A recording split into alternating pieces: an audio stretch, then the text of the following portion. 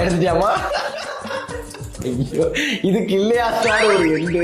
Strength weakness. ஆமா, உன்னோட நீ என்ன நினைக்கிறேன்? ஸ்ட்ரென்த் என்ன, வீக்னஸ் என்னன்னு? உன் ஸ்ட்ரென்த் வந்து உன்னோட வாய். வாய் சொல்ல முடியாது, மூளை. மொழியும் தான், மூளை தான் உன்னோட ஸ்ட்ரென்த். உன்னோட வீக்னஸ் என்ன தெரியுமா? நீ வந்து ஒரு விஷயத்த சொல்றியா, அத ரெண்டாவது வரியில திருத்துற. ஓகேவா? மேபி நீ முத வரியில ப்ரொலாங்கேட்டடா பெருசா சொல்ல மாட்டேங்கிற, ஷார்ட்டா முடிச்சிடுற. ரெண்டாவது இதுல கொஞ்சம் பெருசா சொல்ற, மூணாவதுல அதை விட பெருசா சொல்லும் போது ஆட் ஆயினே போகுது ஒரு வார்த்தையும். என்ன மாத்தி மாத்தி பேசுற அப்படி தோண வைக்குது. சோ அதுதான் வந்து உன்னோட வீக்னஸ் எனக்கு தோணுச்சு. ஆமா, என் வீக்னஸ் வந்து நான் நம்புறது. ஆனா ரொம்ப யோசிச்சு நிறைய நேர்காணல்கள் எனக்குள்ளே வச்சுக்கிருவேன். இவன் நம்ம நம்பிக்கைக்குரிய ஆளா சரியா அப்படிங்கறத இன்டர்வியூ நிறைய வச்சு அதுக்கப்புறம் உள்ள விடுவேன். அதுக்கப்புறம் உள்ள விட்டுட்டு அதுக்கப்புறம் கொஞ்சம் வேதனை அப்படி நம்புறதுதான் என்னுடைய வீக்னஸ் கூட. பிளஸ் ஸ்ட்ரென்த் வந்து எனக்கு, நான் என்னுடைய அன்புன்னு நினைக்கிறேன். நான் ஒருத்தங்க கூட பழகும் போது என்னால அவங்க நல்ல அன்பு செய்ய முடியும், அவங்கள ரொம்ப கவர முடியும் என்னால. உண்மைமா சத்தியமா நான் எனக்கு பிடிச்சாத்தேன். என்னோட வீக்னஸ் இது ஆக்சுவலா கேட்கணும்னு நினைக்கல. உன்னோட வீக்னஸ் வந்து ஜாக்கோட ஸ்ட்ரென்த் வந்து ஜாக்கோட இன்டெலிஜென்ஸ், வீக்னஸ் வந்து ஜாக்கோட இன்னசென்ஸ். அப்படி அது இருக்கா? அது நிறைய இருக்கு. எங்க என்ன பேசணும்னு தெரியாது, வாயை விட்டுட்டு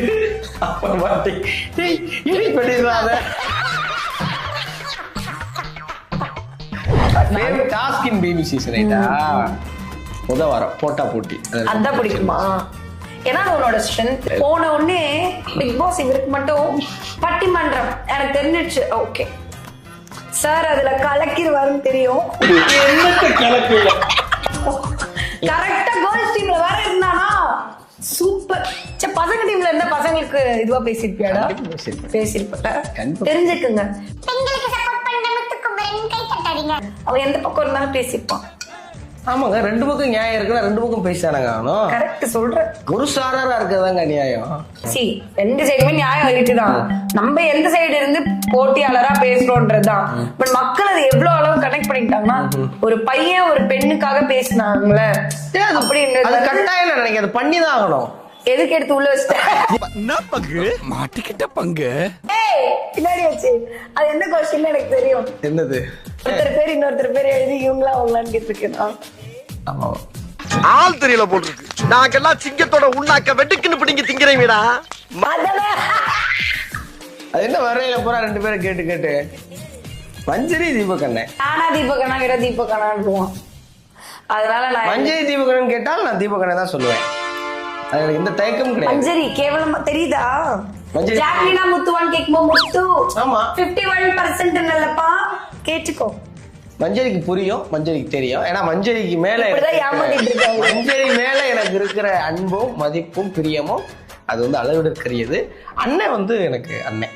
தாய்லாந்து போயிருக்கு அண்ணன். டெய்லி எனக்கு வீடியோ கால் பண்ணி டே ஒன்று ரொம்ப மிஸ் பண்றேன்டா அப்படி. தாய்லாந்து எதுக்கு ஒண்ணு மிஸ் பண்ணுவான்? அண்ணன் சொல்றேன், தாய்லாந்து போனாலும் கூட தம்பியை மிஸ் பண்ற ஒரு அண்ணன் கிடைக்குமா? மஞ்சரி சொல்ல மாட்டாங்க வாய் திறந்து. ஆனா மஞ்சரிக்கு எனக்கு இருக்கிற அன்பும் நட்பு இருக்குல்ல, அது வந்து புனிதமானது. BP ultimate reentry, who can have second chance. நம்ம பேட்ச்ல யார் போலாம் கேக்குறியா? ராணுவ போகணும்னு நினைக்கிறேன் நானு. நீயே ரெசிபியோ வெளியில இருந்து இந்த மாதிரி அவனுக்கு அது தேவைன்னு நான் நினைக்கிறேன். இன்னொன்னு எனக்கு தெரிஞ்ச ஒரு பொண்ணுலாம் அவங்க அம்மா வந்து ராணுவோட பெரிய ஃபேனா. அவங்க பொண்ணுகிட்ட கேட்டாங்க, பேசாம நீ ராணுவ கல்யாணம் பண்ணிக்க, நம்ம வீட்டிலே இருப்பேன்ல அப்படின்னாங்க. அந்த அளவுக்கு ராணுவ மேல வந்து நிறைய பிரியமான ஆட்கள் இருக்காங்க. எனக்கு ராணுவம் ரொம்ப பிடிக்கும். அவன் ரொம்ப ஜெனியூனா இருந்தான். எந்த இடத்துலன்னா வீட்டுக்குள்ள வந்து நடிக்கிறியா வீட்டுக்குள்ள? ஆமா நான் நடிக்கிறேன். எப்படி எனக்கு அதெல்லாம் வெளியில வந்து பார்க்கும்போது அவன் எவ்வளவு உண்மையா இருந்திருக்கா நிறைய இடத்துல அப்படின்னு தோணும். எனக்கு கம்பேரிட்டிவ்லி மத்த எல்லாரும் யார் அட்டென்ஷன் சீக்கர்? நான் தான் ஒரு அட்டென்ஷனுக்காக ஏங்குறேன் அப்படின்றோம். உண்மையிலே நான் வந்து ஒரு வளர்ந்த குழந்தை. சேவ் கண்டஸ்டன்ட் பிபி சீசன்ஸ் மொத்தமாகவா ஃபேவரட் பிபி சீசன்ஸ்லயே உனக்கு இந்த பர்சன்னா எனக்கு ரொம்ப பிடிக்கும் அப்படின்னா யாரு? ராஜ் ரொம்ப பிடிக்கும். பிரியங்கா மஞ்சரி சொன்னான். அப்படியா? எனக்கு ராஜன் ரொம்ப பிடிக்கும். பெருசா ராஜனே சொல்லப்பல, நான் ஒன்றும் விளையாடல, முதல் வாரம் வெளியே போயிடுவேன் அப்படின்னு. ஆனா ஏன் ஜெயிச்சாருன்னா அவர் ஏதோ விதத்துல மக்களை பிடிச்சி. யார் என்ன மாதிரி விளையாண்டா, யார் என்ன மாதிரி விளையாடல காட்டு அப்படியே எழுதிருக்கேன். ஆமா. ஆஹா, இப்ப வெளியில இருந்து ஆடியன்ஸா பார்த்திருந்தோம்னா who's your favorite? லைக் இவங்களுக்கு நான் ஓட் பண்ணிருப்பேன், இவங்களுக்கு நான் வந்து ஓட்டே பண்ண மாட்டேன்னு சொல்லாது, ஓட் பண்ணிருப்பேன் இவங்களுக்கு நான் வந்து கண்டிப்பா எனக்கு. நான் வந்து ஜாக்லின், தீபக் அண்ணே, மஞ்சரி 3 பேருக்கு ஓட் பண்ணிருப்பேன். யாருக்கு ஓட் பண்ணிருக்க மாட்டேன், மத்த யாருக்கும் ஓட் பண்ணிருக்க மாட்டேன். யாருக்கு போட்டிருக்க மாட்டேன்னா நான் யாருக்கு போட்டிருக்க மாட்டேன், மச்சான் விஷாலுக்கு போட்டிருக்க மாட்டேன். ஓகே, ஏன்னா அவனுக்கு ஃபேன்ஸ் ஜாஸ்தி. ரஞ்சிதனுக்கு ஓட்டு போட்டிருக்க மாட்டேன், அருணுக்கு ஓட்டு போட்டிருக்க மாட்டேன், ஜெஃப்ரிக்கு போட்டிருப்பேன், சத்யாவுக்கு போட்டிருக்க மாட்டேன். ஏன்னா சத்யா எனக்கு ஓட்டு போடல, அதனால. பெண்கள்ல வரிசையா எடுத்துக்க, சுனிதாக்கு நான் ஓட்டு போட்டிருப்பேன், ரஷிகாவுக்கு ஓட்டு போட்டிருப்பேன், அன்ஷிக்கு போட்டிருக்க மாட்டேன். வேற யாருமா? அன்ஷிக்கு வந்து 9வது மேல போட்டிருப்பேன். 9வது. ஆமா. சவுண்டுக்கு போட்டிருக்க மாட்டேன். ஒவ்வொரு ஆள் சொல்லு, போட்டாலும் போடாத ஆள் ஒரே ஆள் சொல்லிட்டாங்க. ஒரே ஆளா? மஞ்சரிக்கு போட்டிருப்பேன். வயல் கார்டுக்கு முன்னாடி, வயல் கார்டுக்கு முன்னாடினா வந்துட்டு நேரங்கள் கழித்து உனக்கு தான் போட்டிருப்பேன். வேற யாரு சொல்றதுக்கு எவ்வளவு தயக்கமா இருங்க. இல்ல வேற யாரும் இருக்காங்களா நான் யோசிக்கிறேன். விஷாலுக்கு போட்டிருக்க மாட்டேன். பெண்கள்லன்னு பார்த்தா சுனிதாக்கு போட்டிருக்க மாட்டேன். Most irritating comment on social media. Comment வாசிக்கிறதுன்னு இல்ல, உன் மேல ஏதாவது போடப்பட்ட விமர்சனம்னு கூட வச்சுப்போமே. புல்லட் வச்சிருக்க, கையில வந்து சங்கிலி போட்டிருக்க, நீ என்னடா மிடில் கிளாஸ்? ஏன் புல்லட் சங்கிலியா மிடில் கிளாஸ் போடவே கூடாதா? அதான் மிடில் கிளாஸ். ஒருத்தன் கீழே இருந்து மேல வந்துகிட்டே இருக்கான். அந்த பயணத்துல அவனுக்கு புல்லட் வரும், கை சங்கிலி வரும், காரு வரும், வீடு வரும், கல்யாணம் நடக்கும், அவன் வாழ்க்கையில் சில சுபிட்சங்கள் உண்டாகும், அவன் வாழ்க்கையில் மேல வருவான். அவன் தான் மிடில் கிளாஸ். மிடில் கிளாஸ் கடைசி வரைக்கும் தெருவிலே தெரியணும் அப்படின்னு நினைக்கிறது இருக்குல்ல. எனக்கு இதுலயே ஒரு பதில் எனக்கு சொல்லணும்னு இருக்கு. நான் உள்ள உங்ககிட்ட வந்தே சொல்லிட்டேன், டே நான் வந்து அந்த வார்த்தை எழுதினது காரணம் எனக்கு இந்த மாதிரி நீ ஸ்ட்ராங்கான வார்த்தை, இப்ப மிடில் கிளாஸ்ல ஒரு கம்யூனிட்டியை ரெப்ரசென்ட் பண்ணுது, சோ அந்த மாதிரி நீ ஒரு கம்யூனிட்டியை கவர்றதுக்காக ரொம்ப ஸ்ட்ராங்கான வார்த்தைகளை போடுற, அதுக்கப்புறம் வெளியில வந்து இவங்க உங்களை மிடில் கிளாஸ் இப்படி சொல்லிருக்காங்க. ஏன்னா நான் மட்டும் என்னடா, நான் என்னது ஆடி கார்ல வந்து இறங்குறேன் எல்லாம் அதுதான். பட் ஆனா ஒரு சில வார்த்தைகள்லாம் ரொம்ப ஸ்ட்ராங்கா போடுறான். அந்த மிடில் கிளாஸ் அப்படிங்கிற வார்த்தைய என்னுடைய கதையில நான் வச்சதுக்கு காரணம் என்னன்னா, மிடில் கிளாஸ்காரன் எல்லாரும் இதை பார்க்கும்போது அவனுக்கு ஒரு ஊக்கம் உருவாகணும். நம்மளும் ஒருத்தன் போட்டல, அப்ப நம்மளால வர முடியும்டா அப்படிங்கிற ஊக்கம் தான். எனக்கு என்ன கமெண்ட் தெரியுமா ரொம்ப இரிட்டேட்டிங்கா இருந்தது? இப்போ நான் பண்ணிருக்கிற ஒரு விஷயத்தை தான் நீயும் பண்ணிருப்ப, ஓகேவா? முத்துக்குமரன் சூப்பர், முத்துக்குமரன் செம்ம அப்படிலாம் சொல்லுவாங்க. நான் அதை எதிர்பார்க்கல. நீங்க எனக்கு செம்மலாம் சொல்லணும்னு இல்ல, அவனுக்கு சொல்லாதீங்க, அப்படியும் இல்ல. என்ன சொல்லிக்கிற? முதுகெலும்புலாம் தெரியுதுடா. முதுகெலும்பு தெரியுதா? ஒரு ஆணா ஒரு சில விஷயங்களை பண்ணும்போது பாராட்டுறோம் இந்த உலகம். ஒரு பெண்ணா ஒரு சில விஷயம் பண்ணும்போது நீ பாராட்டணும்னு அவசியம் கிடையாது. பட் அதை அப்படியே மாத்தி இது டிராமான்னு ஒரு இது சொல்றேன். இப்ப ஃபார் எக்ஸாம்பிள் இப்படி இதுவே எடுத்துக்கோ, பிரச்சனையே எடுத்துக்கோ. நீ சொல்லு, உன்னோட ஓட்டுரிமையை இன்னொருத்தவங்க பறிச்சிருந்தாங்கன்னா நீ நின்றுப்பியா மாட்டியா? அப்போ நீ ஓட்டுரிமையை பறிக்கும் போது நின்றுதாங்கன்னா ஹீரோ அவன். அப்படிலாம் ஒண்ணும் ஏங்க நான் நான் உனக்கு தெளிவுபடுத்து. இல்ல நான் உனக்கு சொல்றேன், நான் சொல்றேன், நீ ஆண் பெண் புண்ணாக்கெல்லாம் சொல்லு. எந்த ஒரு மனிதருக்கும் நேர்மறை விமர்சனமும் இருக்கு, எதிர்மறை விமர்சனமும் இருக்கு. சரி, இப்ப நீ நின்னதுக்கு சப்போர்ட் பண்ணவங்க இல்லவே இல்லைன்னு சொல்லு. வர யாருமே சப்போர்ட் பண்ணலடா. இப்ப இன்னைக்கு நான் பார்த்தேன் சமூக ஊடகத்துல, Jacqueline start the came from the first day. அது எப்போ தெரியுமா? நான் லாஸ்ட் டே ஆடினதுக்கு அப்புறமா ப்ராமிஸா சொல்றேன். இந்த பக்கம் முத்துக்குமரன் இருக்காரு, இந்த பக்கம் ஜாக்லின் இருக்காரு. எனக்கு இப்படி தெரியலங்க. எனக்கு தெரியும், நான் வெளிய வந்து பார்த்திருக்கேன். நான் பார்க்கும்போது முத்துக்குமரன் ஒண்டர்ஃபுல்லா கேம் விளையாடுறான், இல்லன்னா நான் சொல்லல. அப்படி இல்லன்னா நான் ஏன் சொல்ல போறேன் முத்து நீ ஜெயிக்கணும்டான்னு? நான் அது சும்மா நான் வார்த்தைகளுக்காக நான் சொல்ல. அப்படி இருக்கும்போது முத்துக்குமரன் நீங்க பாராட்டுறீங்களா, எனக்கு அது ஓகே. பட் இந்த பக்கம் நீங்க கேர்ள்ஸ் டீமை பார்த்துட்டு நீங்க என்ன பண்றீங்கன்னா, அதே இப்போ இவன் ஒருத்தர் சொல்லி மித்த எல்லாரும் கேட்கும் போது அது சூப்பர்னு சொல்றீங்க. எனக்கு அது சூப்பரா தெரியல. ஆனா இங்க எல்லார்கிட்டயும் நம்ம சொல்லி புரிய வச்சு இது பண்ணி ஓகேன்னு அந்த ஓகே வாங்குறது எவ்வளவு கஷ்டம். அவ்வளவு பண்ணதுக்கு அப்புறம் கேர்ள்ஸ் அடிச்சுக்கிறாங்க அப்படின்னு. ஹே, அப்படிதான்டா இருக்கணும் வாழ்க்கையில. எல்லா விமர்சனங்களும் எல்லாருக்கும் இருக்கு. இப்ப முத்துக்குமரன் சூப்பர்னு சொல்லும் போது முத்துக்குமரன் மண்டைய கிளவுறாங்கிறது வந்துச்சு, வாயால வடை சுடுறாங்கிறது வந்துருச்சு. பாய்ஸ் டீம் ஆட்டு மந்தைகள் போல் இருக்காங்க, பெண்கள் வந்து தனித்துவமா இருக்காங்கிறது வந்து இதெல்லாம் ரொம்ப கம்மியான சதவீதத்துல வந்திருக்குடா முத்து. ரெண்டு இதுலயும் வந்து ஆண்பால் பெண்பால் பாலின வேற்றுமை பாலின எதிர்ப்பெல்லாம் கிடையாது. எல்லாருக்கும் நேர்மறை விமர்சனமும் இருக்கு, எதிர்மறை விமர்சனம் இருக்கு. நம்ம எதை பாக்குறோங்கிறதா இருக்கு. ஆனா யார் என்ன சொன்னாலும் சரி, ஜாக்லினுக்கும் முத்துக்குமரனுக்கும் இந்த பிக் பாஸ் சீசன் 8ல வந்த எல்லாருக்குமான எதிர்மறை விமர்சனங்கள் நாளுக்கு நாள் குறைஞ்சு நேர்மறையான விமர்சனமும் அன்பும் கூட்டிட்டு வருது. அதுக்கு பெரிய நன்றி. எனக்கு நேர்மறை விமர்சனங்கள் பார்த்து பயம்லாம் கிடையாது. அப்புறம் எதிர்மறை விமர்சனம் பண்றவன திட்டிகிட்டே இருக்க?